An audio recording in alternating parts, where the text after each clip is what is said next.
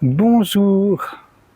Une fois encore, je vais lire 2 extraits au maximum, je me rends pas compte du temps que ça prendra, de ce livre absolument magnifique de Byron Katie, Libre, un mental en paix avec lui-même, aux éditions Synchronique, coécrit avec son mari Stephen Mitchell, et où elle commente, sans le connaître, le Sutra du Diamant. J'en ai déjà lu 2 ou 3 fois, peut-être même plus, des extraits. J'aime beaucoup Byron Katie et son bon sens, sa simplicité, sa tendresse, son humour. J'en ai assez dit. Je ne vais pas lire les extraits du Sutra du Diamant, ce serait trop long, mais directement les commentaires de Katie. Ça sera moins parlant, mais quand même. Donc là, c'est dans le chapitre « Se sentir bien dans la banalité ». Si l'on comprend que le monde n'est pas séparé en moi et autre, on voit très clairement que l'éveil n'existe pas. C'est impossible. Après tout, qui y a-t-il à éveiller?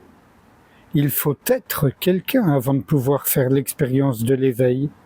Il faut qu'il y ait un ego qui doive se libérer. Mais les égos ne se libèrent pas. Il est vrai que quand on s'éveille du rêve, on est libéré de toute souffrance. Mais le dire ainsi renvoie toujours à un quelqu'un, à un être dont on suppose qu'il est éveillé. Vous ne pouvez forger le concept selon lequel le Bouddha est éveillé qu'à partir du moment où vous le considérez comme un moi séparé. Tous ces concepts spirituels ne sont que des créations du mental.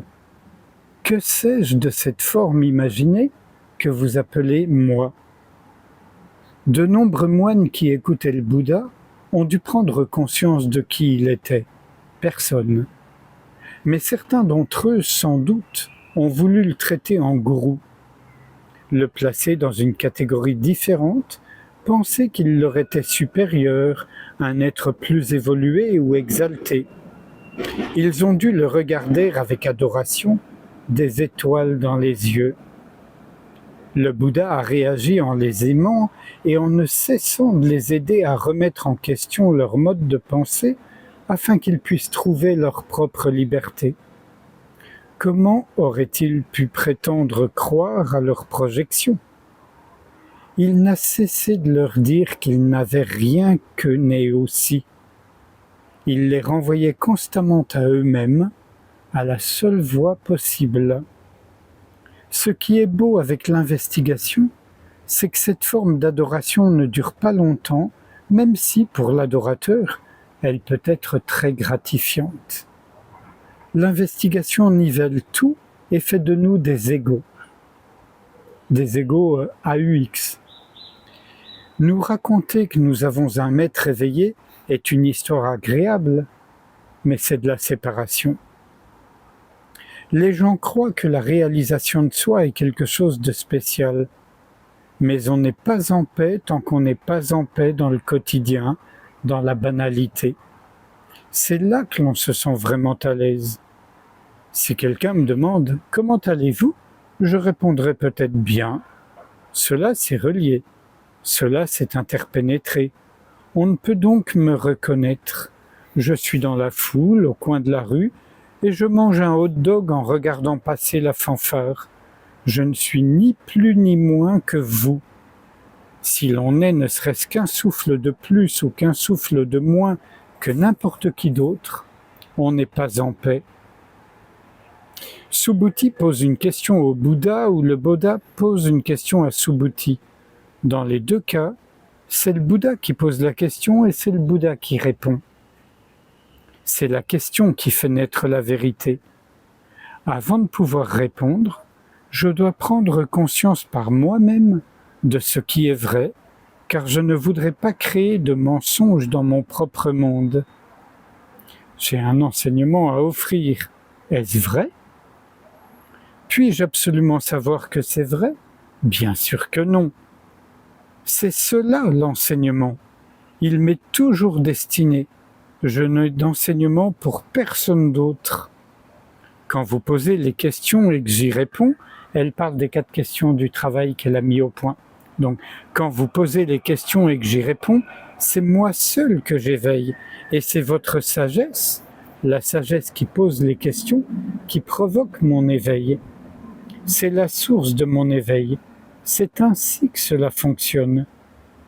Quelqu'un me demande « Où allez-vous » et la question me réveille. Les soi-disant je, tous fictifs, tous apparemment réels pour celui qui les perçoit, croyez-le ou non, éveillé ou non. Demandez-vous qui pense. Il n'y a pas de réponse à cette question. Elle court-circuite le mental. Il est impossible d'avoir une réponse. Vous pourriez attendre 1 million d'années, il n'y aurait encore que le silence. En réalité, il n'y a de réponse à rien. Nous ne pouvons rien expliquer de ce qui est essentiel dans notre vie. Mais pourquoi voudrait-on expliquer ? Cela rend-il plus heureux ? Je dis souvent, préférez-vous avoir raison ou être libre ? Je n'ai aucune explication et je n'ai jamais rencontré un seul problème depuis 31 ans, c'est-à-dire depuis 1986, quand elle a vécu son réveil à la réalité. Ma tâche consiste à tout démystifier. C'est vraiment très simple puisque rien n'existe. N'existe que l'histoire qui se manifeste dans l'instant présent. L'histoire des Bouddhas et des non-Bouddhas, l'histoire selon laquelle certaines personnes sont éveillées et d'autres non, l'histoire selon laquelle vous avez besoin de plus que ce que vous avez déjà, ou selon laquelle vous avez besoin d'atteindre un état spirituel élevé avant de pouvoir être complet. Vous pouvez vous contenter de regarder ces histoires apparaître puis disparaître et être conscient qu'à cet instant même, la seule chose qui existe, c'est l'histoire et rien d'autre. Chacun d'entre nous est le reflet de la source. C'est tout ce que je suis. Femme assise sur canapé, femme écoutant homme qui lit le sutra du diamant. Et quand je soumets cette affirmation à l'investigation, est-elle vraie ? Non. Je constate ainsi que je préexiste à l'image réfléchie par le miroir. Je suis la conscience qui préexiste à cela. Je ne suis personne et je suis quelqu'un. Je suis tout et rien. Je suis le commencement, le mental non reflété dans le miroir, et je suis la fin, le mental non reflété dans le miroir. Et je suis si vaniteuse que je veux me voir dans le miroir. Femme écoutant homme, femme répondant question. J'arrête là pour cet extrait. Il y a un deuxième extrait où je lis pas non plus le Sutra du Diamant, dans le chapitre « Rentrer chez soi ». Toute pensée ramène au début de la pensée. Peu importe ce qu'est la pensée. Si erronée soit-elle, le Bouddha la reconnaît et la guide vers l'investigation, comme s'il la guidait vers un vaste entonnoir. Chaque pensée s'y enfonce en tourbillonnant, atteint l'élément le plus simple et se dissout. Durant le processus, le Bouddha se répète encore et encore, et il doit le faire. Tant que demeure une souffrance apparente dans le monde, il aide les gens à la dissoudre par tous les moyens à sa disposition. La souffrance est ce qui crée les Bouddhas. Là où il n'y a pas de souffrance, il n'y a pas de Bouddha, car il n'y a pas de raison d'exister. Il n'a pas de raison d'exister. Dans son propre esprit, en fait, le Bouddha n'existe pas. L'esprit de Bouddha est simplement le mental qui est retourné en lui-même. C'est le mental qui s'est rappelé à sa véritable nature. Dans les passages où le Bouddha se répète, il est comme une mère devant sa maison appelant son enfant pour le dîner. « Rentre à la maison, c'est l'heure de dîner, rentre, rentre !» L'enfant est dans la rue, distrait. Peut-être est-il tombé, peut-être s'est-il écorché les genoux, peut-être a-t-il été pris dans une bagarre ou s'est-il perdu dans le noir et a-t-il peur. Et soudain, il entend la voix de sa mère au loin qui l'appelle par son nom et il sait où aller. Le Bouddha est comme cette mère qui est là pour son enfant, qui l'appelle par son nom encore et encore. Il se souvient du temps où il était perdu dans le noir lui aussi, et il sait de façon inébranlable ce qu'est être perdu et être trouvé. Et pour celui qui écoute, il continue à appeler. Le Bouddha attendrait 1000 ans pour un unique enfant perdu. La nature du mental remis en question est la bienveillance, et il n'a absolument aucun conflit avec lui-même. Quand apparaît quelque chose de contraire à sa nature, une idée négative, une pensée destinée à se défendre, à rejeter ou à résister, le mental se sépare de son moi éveillé. Il s'est identifié à quelque chose qui ne lui ressemble pas, et il s'efforce d'être ce qu'il n'est pas, ce qu'il ne pourra jamais être. À la seconde où il s'identifie à quelque chose d'autre que lui-même, il se retrouve figé. Il est une chose, un corps, un jeu. Quand il comprend sa véritable nature, il devient un flux constant d'immense plaisir.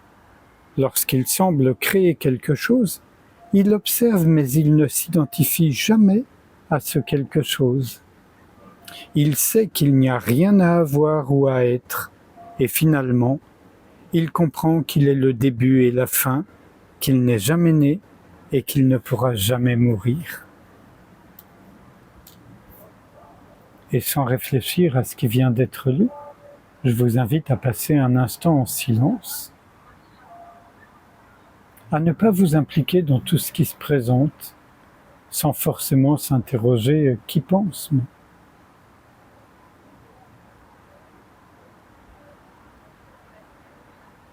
Ne pas s'impliquer, c'est une autre façon de revenir à la source, qui est toujours déjà là.